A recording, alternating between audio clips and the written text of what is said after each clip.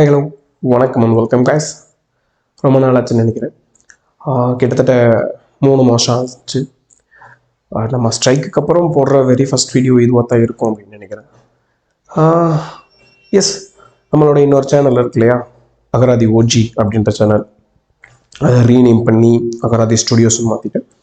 So இந்த channel remains அகராதி only. So இதில் நம்மளோட டெய்லி கான்டென்ட்ஸ் வரும். அதில் ஒன்லி அதில் வந்து என்ன மாதிரி வீடியோஸ் அண்ட் கண்டென்ட்ஸ் வரும் அப்படின்னா, என்னோடய ஓன் காமிக் அண்டு சில பல விஷயங்கள் நடக்க போகுது. ஸோ அதுக்குண்டான வேலைகள் நடந்துகிட்ருக்கு. ஸோ அந்த மாதிரியான விஷயங்கள் மட்டும்தான் அந்த அந்த சேனலில் வரும். ஸோ இதில் வந்து remains jolly type lives extra extra extra. Okay, ரொம்ப பேசிட்டோமோ? ஸோ வீடியோக்குள்ளே போகலாம். Okay, India versus England T20 series 5 match நடந்துச்சு. ஸோ அதை பற்றி பார்த்துடலாம்.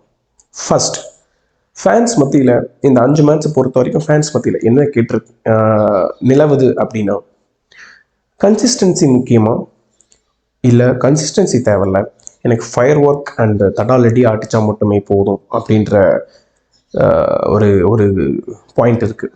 அதை இன்னொரு பர்சன்ஸ் என்ன சொல்கிறாங்க அப்படின்னா, கன்சிஸ்டன்சியும் முக்கியம் இல்லை, இதுவும் எனக்கு பெருசாக தேவையில்லை, மேட்ச்சு வின் பண்ணிங்கன்னா போதும்பா, எல்லாரும் ஆடுங்க அப்படின்ற மாதிரி ஒரு குரூப் இருக்குது. ஸோ இதில் இந்த 3ல் எது முக்கியம்? கன்சிஸ்டன்சி முக்கியமாக, பிளேயரோட கன்சிஸ்டன்சி முக்கியமாக, அண்ட் தென் பிளேயர் கன்சிஸ்டன்சிலாம் தேவையில்லை, யாராவது ஒருத்தர் ஆடினா போதும் அண்ட் மேட்சை வின் பண்ணிடுறாங்கல்ல அப்படின்ற மாதிரி இருக்குது. இன்னொரு பக்கம் யார் ஆடலைன்னா ஆடலைன்னா மேட்ச் எனக்கு வின் பண்ணி கொடுங்க அப்படின்ற மாதிரி ஒரு டீம் இருக்குது. ஸோ இன் திஸ் சிச்சுவேஷன் என்னை பொறுத்த வரைக்கும் என்ன அப்படின்னா, கன்சிஸ்டன்சி தான் முக்கியம். ஏன் அப்படின்னா, 10 மேட்ச் ஒருத்தருக்கு நீங்கள் சான்ஸ் கொடுக்குறீங்க, அதில் கன்சிஸ்டன்சி இல்லாத பிளேயர், ஃபயர் ஒர்க் இருக்குது, நல்லா பெட்டராக இருக்கார், ஒரு 7 ஓவர் 8 ஓவரில் மேட்சை ஃபினிஷ் பண்ணிடுறாரு அப்படின்னா, ஹேட்ரட்லாம்ல ஜஸ்ட் ஐம் சேயிங் பண்ணிடுறாரு அப்படின்னா, எத்தனை மேட்ச்சில் அதே மாதிரி பண்ண முடியும்? ஒரு மேட்ச் 2 மேட்ச், 10ல் ஒரு மேட்ச் 2 மேட்ச். ஸோ இதே நீங்கள் கன்சிடரபிள் கன்சிஸ்டன்சி இருக்கிற பிளேயர் பார்த்தீங்க அப்படின்னா 10 மேட்சுமே ரன் அடிப்பார். Maybe any 1 or 2 matches fail ஆகலாம். அந்த 10 மேட்சுமே ரன் அடிக்கிற பிளேயர்ஸ் என்ன பண்ணுவாங்க, மினிமம் 40 to 45 ரன்ஸ் அந்த 10 மேட்ச்சில் வந்துடும். ஏதாவது 1 or 2, 3 மேட்சஸில் பிக் ஸ்கோர் வந்துடும், 80 and 100+ ரன்ஸ் அந்த மாதிரி வந்துடும். ஸோ இந்த மாதிரி இருக்கிறப்ப நமக்கு கேரண்டி இந்த பிளேயர் கண்டிப்பாக ரன் அடிச்சிருவார் அப்படிங்கிறத வந்து நடக்கக்கூடிய விஷயம்தான். பட் இந்த கன்சிஸ்டன்சி இல்லாமல் 1 or 2 மேட்சஸ் மட்டும் பர்ஃபெக்டாக ரன் அடிக்கிற பிளேயர்ஸ், அந்த 1 or 2 மேட்சஸ் மட்டும் என்ன பண்ணுவாங்க அப்படின்னா, அந்த மேட்சஸ் அவங்க ரன் அடிக்கிற மேட்சஸ் நாக் அவுட்ஸ்லையும் எலிமினேட்டர் மேட்சஸ்லையும் வந்துட்டா ஒன்றுமே பண்ண முடியாது. தே ஆர் ரொம்ப பெட்டர்னு சொல்லலாம்.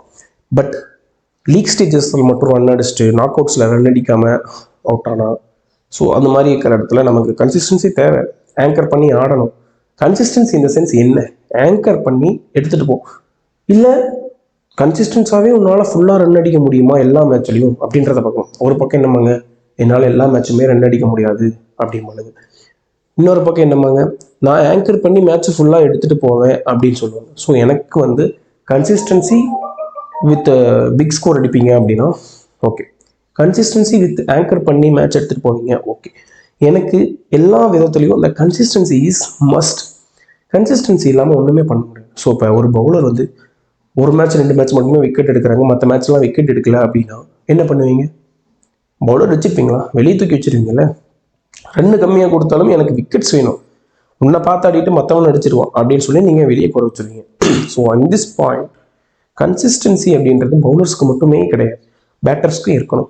ஸோ எக்ஸாம்பிள் அகைன் ஹேட்ரிக் கிடையாது, அபிஷேக் சர்மாவை எடுத்துக்கங்க. ஸோ ஸ்டார்டிங் ஸ்டேஜ் தான், ஈவன் தோ அவர் கன்சிஸ்டண்ட்டாக ரன் அடிக்கிறாரா அப்படின்னு கேட்டிங்கன்னா இல்லை, கன்சிஸ்டன்சி கிடையாது.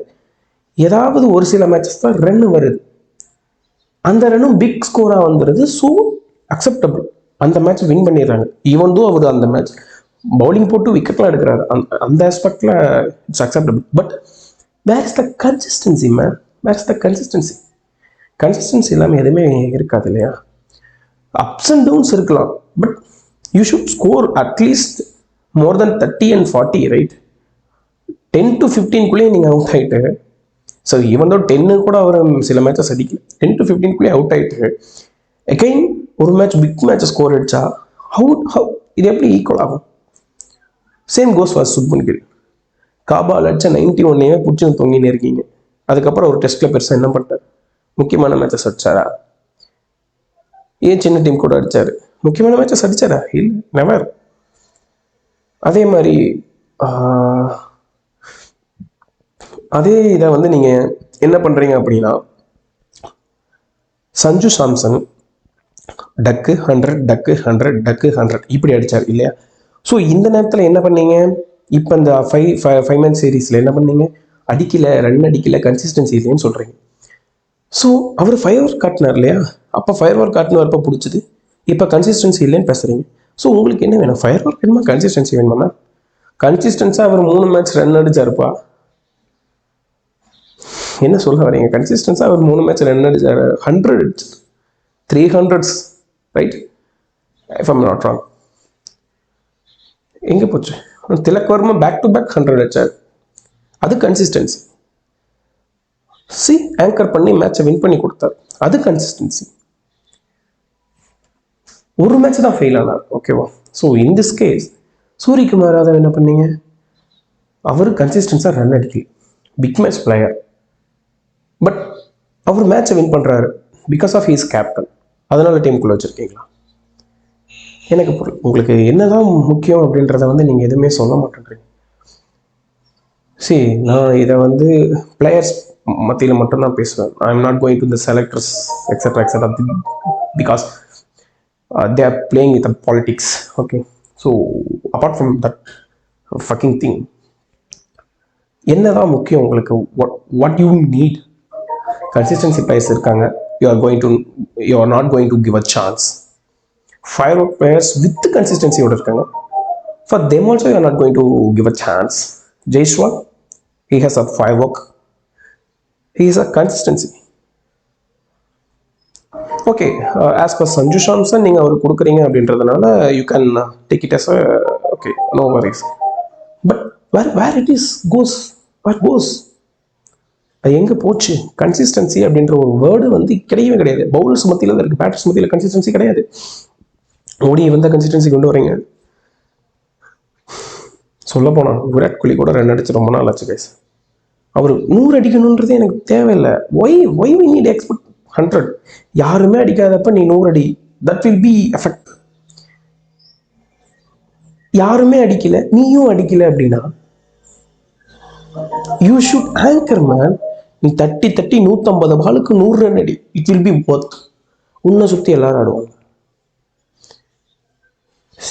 Virat will be Virat, okay? பழையபடி ரன்னுக்காக ஆடினார்னா கூட அவரை சுற்றி எல்லாருமே ஆடலாம். பட் அவர் வாட் யூ சே, இது நிறைய வன்மத்தை கட்ட நிறைய பேர் வருவீங்க, I know, but it's fact. Run அடிக்கல, he lost his touch man. So எப்போ வேணாலும் அவர் திரும்பி வருவார், எப்போ வேணாலும் அவர் திரும்பி வருவார். எப்போ வருவார்ப்பா? I accept. T20 வேர்ல்டு கப்பில் ஃபைனல்ஸில் அடிச்சாரு, அக்செப்ட். இஃப் இட் இஸ் நாட்னா என்ன ஆயிருக்கும்? we are going to lose another ICC trophy, that's all.